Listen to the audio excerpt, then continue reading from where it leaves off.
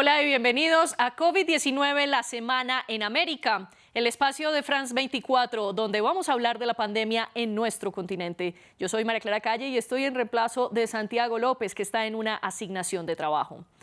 Y en el programa de hoy hablaremos de que la Organización Panamericana de la Salud ya ha distribuido más de 100 millones de vacunas contra el COVID-19 en 33 países de América Latina y el Caribe. Esto a través del mecanismo COVAX. Al igual que países como Estados Unidos, Canadá o España, han donado biológicos para que la OPS suministre en la región. En nuestra consulta con el doctor Pérez, nuestro asesor médico y científico, analizaremos por qué no es igual contraer coronavirus ya teniendo la vacuna que sin tenerla. Y también les hablaremos de qué es la inmunidad híbrida, a propósito de los recientes estudios que tratan este tema.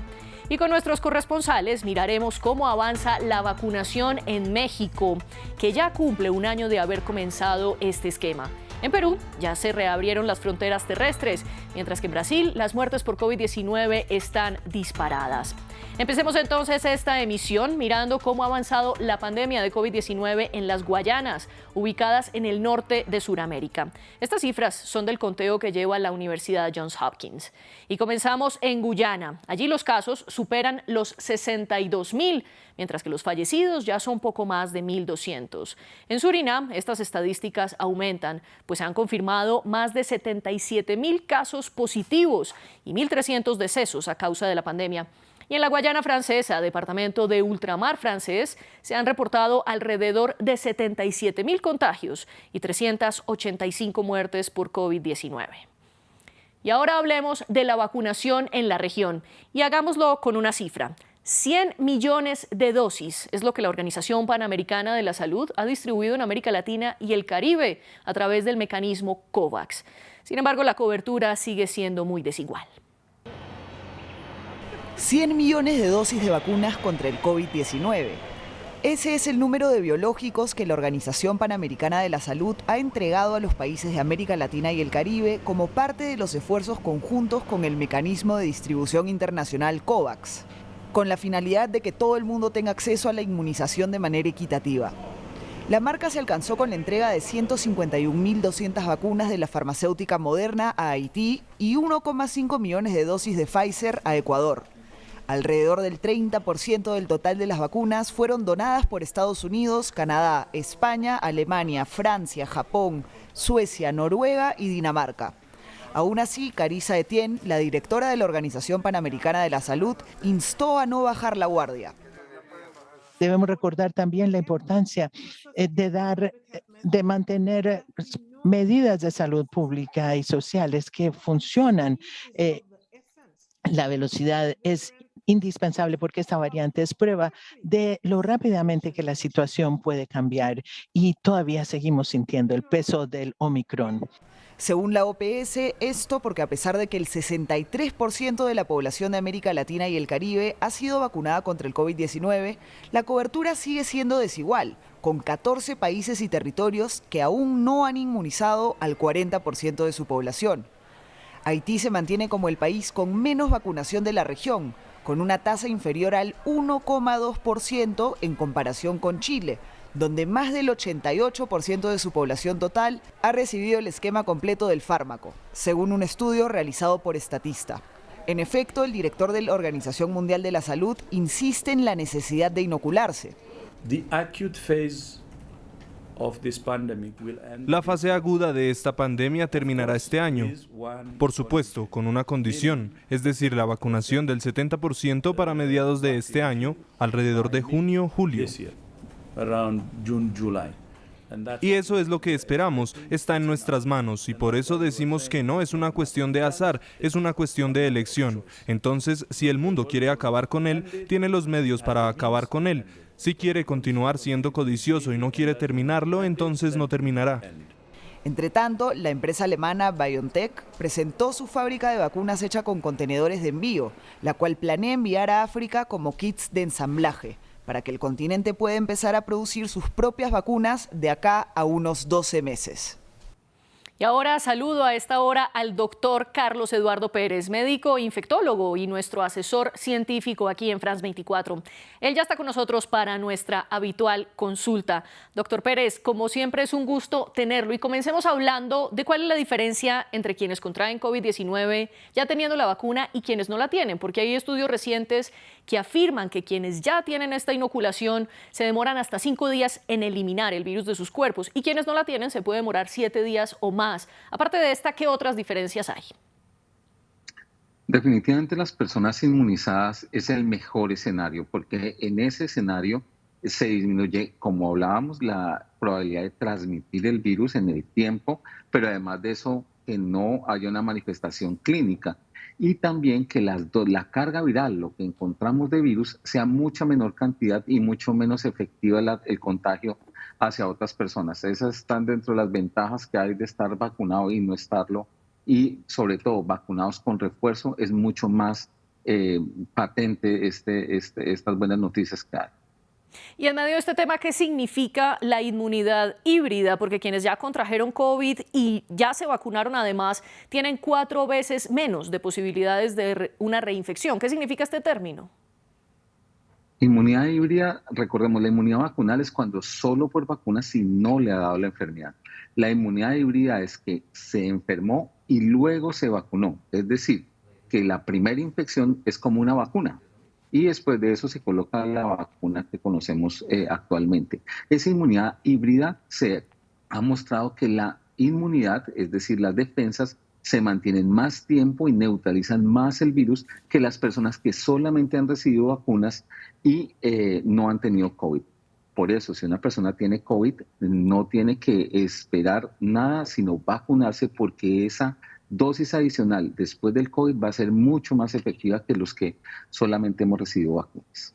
Doctor, y ahora hablemos de la conexión entre COVID-19 y salud mental, porque un estudio reciente publicado en el British Medical Journal afirma que quienes padecieron COVID-19 tienen un 60% más probabilidades de tener algún trastorno como depresión o como ansiedad o incluso como ideas suicidas. ¿Cuál es esta conexión entre estos dos temas entonces? Es muy importante entender que el COVID, lo que hemos aprendido es que es una inflamación sistémica, es decir, todo el organismo se inflama, dentro de ello el cerebro. No es que todas las personas de COVID tengan estas patologías, sino aquellas personas que han tenido un COVID severo que produce esa inflamación del pulmón, del corazón y del cerebro, pueden tener afectaciones neurológicas o neuropsiquiátricas. Lo que hemos visto en pacientes con COVID severo que están en una fase de long COVID es que la afectación neurológica es muy importante, alteraciones de la memoria, del comportamiento, del sueño, y sobre todo en pacientes que tienen infecciones severas. Cuando una persona está vacunada no tiene esas infecciones severas y mucho menos chance de tener una complicación neurológica, por eso la importancia de vacunarse. Y ahora pasemos a otro tema, porque a medida que las mascarillas siguen siendo obligatorias en muchos países del mundo, cada vez es más común un término que es fatiga pandémica. ¿Qué implica este término y qué significa? La fatiga pandémica es esta situación en donde ya las medidas empiezan a relajarse simplemente porque las personas quieren tener una dinámica normal de su vida. El uso de los tapabocas, por ejemplo, en espacios abiertos y bien ventilados, pues se está retirando en varias partes del mundo, guardando una lógica que ahí no hay muy poca probabilidad de infección. Pero el mantener los tapabocas, el tener que tener una disciplina social, lleva a las personas a que no hagan caso y estén fatigados de estas instrucciones, y eso pudiera empeorar la situación por la emergencia de otras variantes. Importante, vacunarse con refuerzo y cumplir las normas que hayan en cada uno de los países acerca del uso de la bioseguridad, que ya pronto vamos a salir de esto. Y terminemos esta consulta con una pregunta acerca de una directriz que dio la Organización Mundial de la Salud, que aconsejó que quienes tengan un contacto estrecho con alguien que haya dado positivo ya no deben guardar una cuarentena de 14 días, sino de 7. ¿Qué tan efectiva es esta medida, doctor? Sí, ya desde hace un par de meses se está reduciendo también una recomendación del CDC en Estados Unidos de reducir los tiempos de estas cuarentenas. y 7 días parece muy razonable. ¿Qué es lo que hemos visto con esta variante Omicron? Que es mucho más infectante antes de iniciar los síntomas y después del tercer a cuarto día cae la carga viral, es decir, el número de virus, y prácticamente después del sexto día no se encuentra y por eso después del séptimo día las personas pueden volver a sus actividades normales. Entonces, esa decisión que se tomó es una decisión basada en la evidencia y me parece que es muy correcta y oportuna que la implementemos en la región. Gracias, doctor, por explicarnos esta evidencia científica que utiliza la OMS. Y ahora miremos qué está pasando con la pandemia en Estados Unidos. Allí hay un debate público sobre si comenzar a levantar o no las restricciones para contener el brote. Cada vez más estados eliminan la obligatoriedad de portar mascarillas en espacios cerrados. Y el que más recientemente quitó esto fue California. Pero otros estados que son tradicionalmente demócratas ya habían tomado la misma decisión, como lo hicieron Nueva Jersey o Delaware. Esto a pesar de que el gobierno de Joe Biden ha mantenido la recomendación de las medidas. ¿Volver a la normalidad o seguir luchando con restricciones contra el COVID-19? En Estados Unidos ese es el debate en la esfera pública, con un ojo mirando a los vecinos de Canadá y el miedo a que se imiten sus protestas, y con el otro mirando los datos, con más de 2.000 estadounidenses muriendo cada día, pero con una disminución de los contagios en la última semana de un 40% respecto al anterior. Sobre ello reflexionó el miércoles Anthony Fauci, el asesor experto de la Casa Blanca. No hay una solución perfecta para esto. Se está tratando de equilibrar el hecho de que el mundo y Estados Unidos necesitan recuperar su vida de alguna manera. No quieres ser imprudente y tirar todo a un lado, pero tienes que empezar a avanzar hacia eso. Ante esto, algunos estados como Nueva Jersey, Connecticut, Delaware, Oregon y California han levantado restricciones respecto a las mascarillas. En este último estado, desde el miércoles ya no tienen que llevar el tapabocas en interiores. Después de cerca de 2 años de pandemia, hay quien celebra su no obligatoriedad. Ya era hora. Estoy listo para deshacerme de ellas. Toca lidiar con ello como lidiamos con la gripe y continuar, volver a vivir de nuevo. Los Centros para el Control y la Prevención de Enfermedades están empezando a revisar sus guías para el COVID-19, aunque aseguran que los cambios se basarán en datos y ciencia. Vuelta paulatina a la normalidad, sí, pero con precaución. En el país más castigado por la pandemia, con más de 900.000 muertos por el virus. Y seguimos en Norteamérica, porque México cumplió 1 año desde que comenzó su programa de vacunación contra el coronavirus, en medio de una disminución de los contagios. Vamos a Ciudad de México, donde está nuestro corresponsal Mario Carbonell. Mario, bienvenido de nuevo al programa COVID-19 La Semana en América. Y empecemos hablando precisamente de este aniversario. ¿Qué tan extendido está este programa de vacunación y qué tantas personas se ha alcanzado? Así es, 1 año ya de aplicación masiva de vacunas en México y a la fecha se han aplicado alrededor de 175 millones de dosis a cerca de 85 millones de personas, de las cuales 93% tienen ya su esquema completo. Esto de acuerdo con la Secretaría de Salud.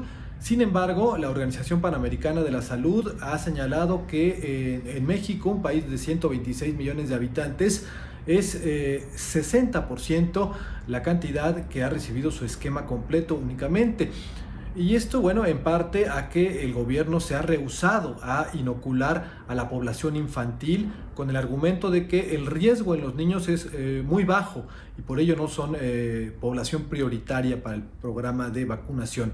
Actualmente en el país se está aplicando tercera dosis o dosis de refuerzo a población de entre 30 y 39 años, aunque en la Ciudad de México, que es sin duda la más avanzada en vacunación, se anunció ya para la próxima semana la dosis de refuerzo para los jóvenes de entre 18 y 29 años de edad, con lo que se estaría cumpliendo ya con el total de la población adulta con 3 dosis anti-COVID en la capital del país.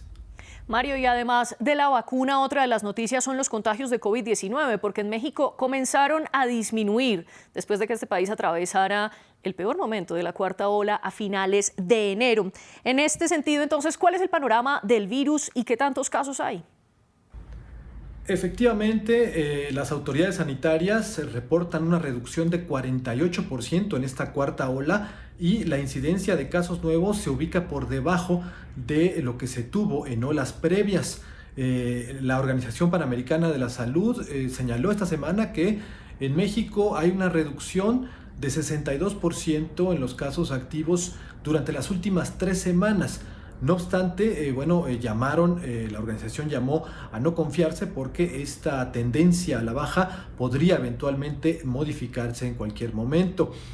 El subsecretario de Salud y responsable para el manejo de la pandemia, Hugo López-Gatell, ha dicho que literalmente se están vaciando las unidades COVID en el país, y en la Ciudad de México, de nueva cuenta, se reporta una reducción de hasta 80% en casos positivos respecto del máximo que se tuvo el pasado 17 de enero.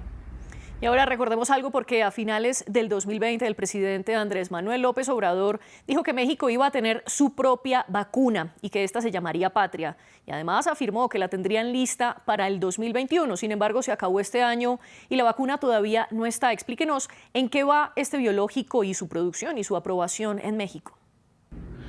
Bueno, en cuanto a la vacuna Patria, el Consejo Nacional de Ciencia y Tecnología señaló recientemente que demostró ser eficaz para uso humano y que tiene un potencial inmunológico esta vacuna llamada Patria. Esto de acuerdo con los resultados de la fase 1 de ensayos clínicos, en la que participaron 90 voluntarios que no habían recibido ningún tipo de vacuna. Actualmente se lanzó ya la convocatoria para la fase 2 de estudios clínicos, para lo que se requiere la participación de 400 voluntarios que hayan tenido ya su esquema completo con al menos 4 meses de anterioridad.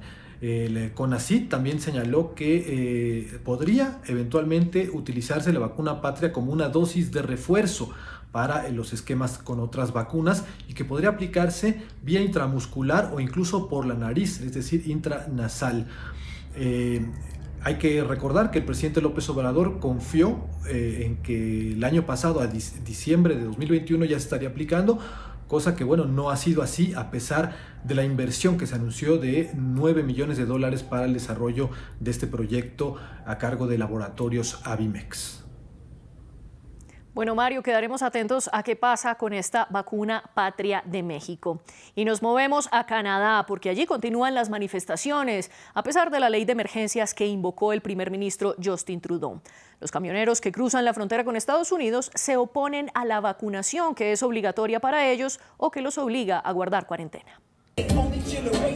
Al son de música, bailes, luces y bocinas, a pesar de estar prohibido por orden judicial, 400 vehículos y cientos de personas en oposición a los mandatos de vacuna contra el COVID-19 se dieron cita frente al Parlamento de Canadá, haciendo caso omiso a la ley de emergencias invocada por el primer ministro canadiense Justin Trudeau, una medida que le permite a las autoridades incautar los vehículos de las protestas y procesar a quienes viajen a la capital para sumarse al bloqueo. En efecto, el jefe interino de la policía de Ottawa, quien asumió el cargo hace unos días tras la dimisión de Peter Sloly, después de fuertes críticas por el manejo del bloqueo, advirtió de una acción inminente. En los últimos días nos hemos estado comunicando directamente con los manifestantes ilegales. Les hemos dicho que deben irse y les hemos advertido las consecuencias de desobedecer estas reglas. Como por ejemplo, enfrentarse a multas, cárcel o la confiscación de sus licencias de conducir, amenazas que ayudaron a convencer a los camioneros a retirarse de 4 puntos fronterizos de Estados Unidos, incluido el puente Ambassador, que juega un papel crucial en las economías de ambos países. Conforme se aumentó la presencia policial, se empezaron a realizar algunos arrestos, entre ellos el de 2 de los principales organizadores y recaudadores de fondos del llamado Convoy de la Libertad.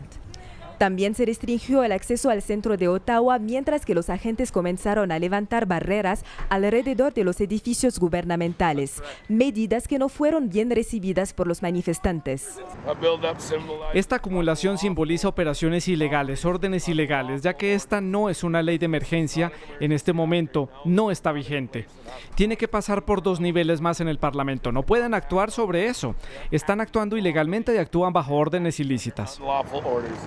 Pero el primer ministro no contempla dar su brazo a torcer y se siente respaldado porque, según un estudio realizado por la organización Our World in Data, 4 de cada 5 canadienses están vacunados contra el coronavirus, es decir, el 80% de su población total, que cuenta con más de 38 millones de habitantes. A esto se suma que el 90% de camioneros en territorio canadiense está protegido contra el virus, según la Canadian Trucking Alliance. Y el 45% de la población del país está a favor de las medidas impuestas para afrontar la pandemia, de acuerdo a la más reciente encuesta del Instituto Canadiense Angus Reid. Brevemente les presentamos otras noticias destacadas de la semana en nuestro continente. Brevemente les cuento que desde el 17 de febrero República Dominicana suspendió las restricciones de COVID-19. Ahora los habitantes no tienen que portar mascarilla de manera obligatoria ni tienen que mostrar su carnet de vacunación para poder entrar a los lugares públicos.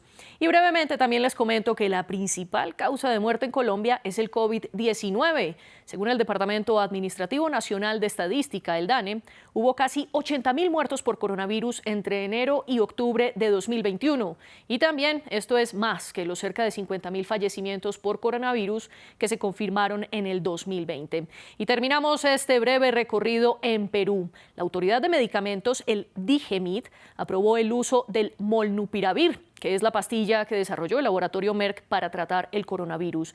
Será para los pacientes que tienen alto riesgo de enfermedades y será necesario tener una fórmula médica para poder comprar este fármaco. Y seguimos en Sudamérica, porque el gobierno de Perú, liderado por Pedro Castillo, autorizó de nuevo que se abran las fronteras terrestres. Este es un hito importante para el país, pues cerca del 40% de los turistas llegan a través de las vías que conectan a esta nación con Chile y con Ecuador. Para hablar de esto está con nosotros Francisco Zacarías desde Lima. Francisco, bienvenido de nuevo a nuestro programa. Y empecemos hablando de cómo se está dando esa reapertura de fronteras. Hola María Clara. El descenso de casos de COVID-19 registrado en las últimas semanas y el incremento de vacunados motivaron a las autoridades peruanas a abrir las fronteras terrestres a más de un mes de cumplirse 2 años del cierre obligado por la pandemia del SARS-CoV-2. Es una buena noticia para la integración de Perú con sus países vecinos, porque también se reactivan el comercio y el turismo. Los pueblos fronterizos están más que contentos porque se dinamizará la economía. El requisito principal para el ingreso a territorio peruano es la presentación de la constancia del esquema completo de vacunación contra el COVID-19. Y así quedó abierto el tránsito terrestre de Perú con Bolivia, Brasil y Ecuador. Con Colombia se implementan acciones para la reapertura de frontera. El único país que queda rezagado en esta apertura de límites es Chile. La nación sureña decidió militarizar su frontera con Perú para controlar la migración irregular de ciudadanos venezolanos en su territorio. Las autoridades chilenas decretaron el estado de excepción por 15 días en sus bordes con Bolivia y Perú, que pueden extenderse por otros 15 días más. Francisco, y una de las noticias específicamente en Lima es que las autoridades desplegaron un cerco epidemiológico porque encontraron unos contagios particulares de COVID-19. Explíquenos a qué se debe esto y qué hicieron las autoridades en ese cerco. Las autoridades sanitarias, tras haber detectado 3 casos del sublinaje BA2 de Omicron, aplican un cerco epidemiológico en 2 distritos de Lima. Brigadas de salud realizan pruebas de descarte casa por casa en un barrido para evitar una eventual propagación de la subvariante. En este país, la denominada hija de Omicron fue hallada en una señora de 91 años y su hijo de 61 años. Adicionalmente, la Universidad Peruana Cayetano Heredia también reportó otro caso encontrado por su laboratorio. Ninguno de los infectados había sido inmunizado. Los expertos locales afirman que BA2 es transmisible, pero no generaría otro pico de contagios. Sin embargo, las autoridades despliegan logística y profesionales para acortar las brechas de vacunación de la tercera dosis contra el COVID-19. El ministro de Salud, Hernán Condori, sostiene que a diferencia de la primera y segunda ola, la tercera etapa de la pandemia ha ocasionado menos fallecidos porque la mayor parte de la población está vacunada. Y precisamente como usted lo mencionó, las vacunas son la medida que el gobierno está utilizando para hacerle frente a la pandemia. Y en este tema, una de las novedades es que ya el 28% de la población objeto de esta vacuna contra el COVID-19 en Perú obtuvo la dosis de refuerzo. Francisco, ¿qué otros datos tenemos y cómo va esa vacunación en Perú? En todo el Perú, la campaña de vacunación ha aplicado más de 60 millones de dosis, lo que representa al 72% de la población objetivo con 2 dosis, y eso constituye alrededor de 24 millones de personas, de las cuales más de 9,4 millones ya tiene la tercera dosis de refuerzo. Al respecto, el primer ministro Aníbal Torres anunció que volverán las jornadas de vacunación de 24 horas en algunas fechas. El gobierno de Pedro Castillo quiere que los peruanos estén vacunados para flexibilizar las restricciones y reabrir el país plenamente. Las autoridades saben que solo así se podrá reactivar en su totalidad las actividades productivas, dinamizar la economía y generar más puestos de trabajo. Gracias, Francisco, por este reporte. Y nosotros seguimos con cómo ha avanzado la vacunación en el continente americano. En esta oportunidad les presentamos los países de la región que más vacunas aplicadas llevan según su porcentaje de población. Cuba lidera la lista en América, pues el 94% de su población ya está totalmente inoculada según las cifras oficiales. De ellos, el 87% tiene el esquema completo. Aunque las dosis suministradas en ese país son las que se produjeron en la isla y que aún no tienen la aprobación de la OMS. En Chile, el 92% de las personas ya se inoculó, incluyendo al 89% que tienen todas las dosis necesarias. Y le sigue Argentina, con el 88% de los habitantes que tienen al menos una dosis. Estos países están incluso por encima de los porcentajes de vacunación de Estados Unidos y Canadá. A pesar de que la vacunación avanza en la región, la pandemia todavía no retrocede. Y en países como Costa Rica y Brasil decidieron hacerle un homenaje a los fallecidos. La Fundación Costarricense San Ramón Carbono Neutral está promoviendo la iniciativa Healing Trees, que aspira a que se siembren 6 millones de árboles en honor a las víctimas que deja la pandemia. Mientras que en Brasil el Senado inauguró un memorial que tiene 27 prismas de mármol y dedican uno por cada estado del país. Otra de las noticias en Brasil es que allí están aumentando las muertes diarias provocadas por el coronavirus. El gigante sudamericano enfrenta una nueva ola de decesos, que ha habido días en los que superan los 1000 diarios, aunque todavía es una cifra que está lejos de lo que se vivió en abril de 2021. Y para hablar de esto conectamos con Río de Janeiro, donde está nuestra corresponsal Valeria Sacone. Valeria, bienvenida a nuestro programa y empecemos hablando de cuál es la causa detrás del repunte de estos fallecimientos y qué tan grave es la situación epidemiológica, y también háblenos un poco de la vacunación. Brasil registra los peores datos de muertes y contagios por el coronavirus de los últimos 6 meses. La media semanal se sitúa en 800 muertos por día, con picos de más de 1000 muertos. Y también los contagios llevan más de 10 días por encima de los 100.000 casos nuevos diarios. Brasil ya ha perdido 640.000 vidas por causa del coronavirus y está esperando que pase esta nueva ola de contagios causada por la variante Omicron. Se espera que el pico sea a final de febrero y después las cosas lentamente deberían empezar a mejorar. De hecho, la curva de contagios y de muertes por primera vez en semanas empieza a estabilizarse después de haber subido de forma ininterrumpida durante 35 días. La buena noticia es que Brasil tiene buenos datos de vacunación. El 71% de la población ya tiene las 2 dosis de la vacuna y el 27% ya recibió la dosis de refuerzo. Y además de la vacunación, existe la posibilidad de que en Brasil se distribuya el medicamento contra el COVID-19. Específicamente estoy hablando del que hace la farmacéutica Pfizer, pues este laboratorio le pidió a Brasil y específicamente a la Agencia Nacional de Vigilancia Sanitaria que aprobara el uso del Paxlovid. Valeria, explíquenos qué se sabe de esto y qué ha habido y qué negociaciones ha habido entre el gobierno y Pfizer. La Agencia Brasileña de Vigilancia Sanitaria, la Anvisa, recibió esta semana una petición por parte de la farmacéutica Pfizer para autorizar el uso de carácter de emergencia de Paxlovid, el nuevo antiviral que ha sido desarrollado para tratar los síntomas del COVID-19. Ahora, la Anvisa tiene un plazo de 30 días para analizar toda la documentación que ha sido presentada por Pfizer, que en sus datos dice que puede reducir las hospitalizaciones y las las muertes por coronavirus hasta en un 89%. Eso sí, esa farmacéutica recuerda que ese antiviral no es una alternativa a la vacuna, que es importante seguir vacunándose y que este medicamento puede servir para paliar los síntomas o bien para aquellas personas que no quisieron vacunarse o bien para personas que a pesar de la vacunación contrajeron el virus. Y en un campo más político también hay noticias de la pandemia, porque la justicia le pidió al gobierno de Jair Bolsonaro que corrigiera unas directrices que desincentivaban la vacunación en la población entre 5 y 11 años. ¿En qué consiste esta decisión judicial? Un juez de la Corte Suprema de Brasil ha instado a 2 ministros del gobierno de Jair Bolsonaro a que revisen unas directrices que estarían dificultando la vacunación infantil. La polémica se remonta al mes de diciembre, cuando hubo un largo debate sobre la vacunación de niños de entre 5 y 11 años. Es un asunto espinoso y el propio presidente Jair Bolsonaro se declaró contrario públicamente a la vacunación de los niños. Sin embargo, la vacunación empezó y entonces 2 ministros de Salud y de la Familia habilitaron un canal para que padres que no están de acuerdo con esta decisión puedan quejarse por la exigencia del pasaporte de la vacuna. Sin embargo, este canal fue creado originariamente para recoger denuncias contra violaciones de derechos humanos y por eso el juez Lewandowski del Supremo ha dicho que se trata de un uso indebido de este canal.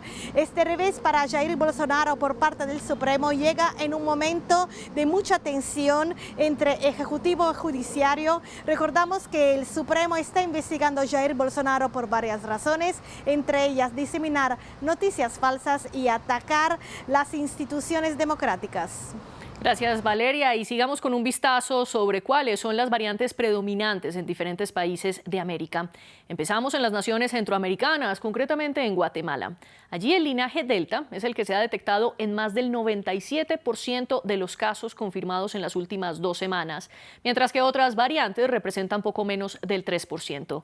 En Costa Rica prevalece Omicron con el 100% de los contagios.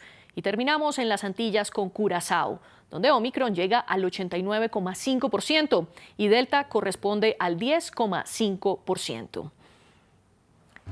Y ahora demos un vistazo a otras noticias relacionadas con la pandemia del COVID-19 destacadas en redes sociales. Y es que todos los menores entre 5 y 11 años en Honduras ya se pueden vacunar contra el coronavirus.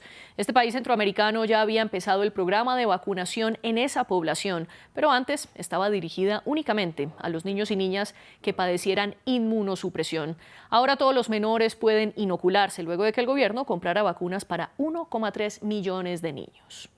Y en Ecuador, el administrativo está considerando levantar la obligatoriedad de mascarillas en los lugares abiertos. La ministra de Salud, Jimena Garzón, estimó que entre abril y mayo podría darse ese relajamiento de las medidas, pero todo depende de si la positividad viral logra reducirse y quedar por debajo de un 5%. Esto es el porcentaje de casos positivos que se detectan cada 100 pruebas que se toman. Y también les cuento que en Paraguay se aplicará una nueva vacuna contra el coronavirus. Se trata de la inoculación de 2 dosis que desarrolló el laboratorio Medigen de Taiwán. La aprobación de uso de emergencia se dio luego de que en el país suramericano se superaran las 3 fases de estudios clínicos. Esta es la misma vacuna que en Taiwán se utiliza como dosis de refuerzo, aunque todavía no aparece en el listado de los esquemas que la OMS ya aprobó. Y así llegamos al final de nuestro resumen semanal de cómo avanza la pandemia de COVID-19 en América. Es un gusto haber estado con ustedes y los invito a que consulten más en nuestra página web france24.com. Nos vemos.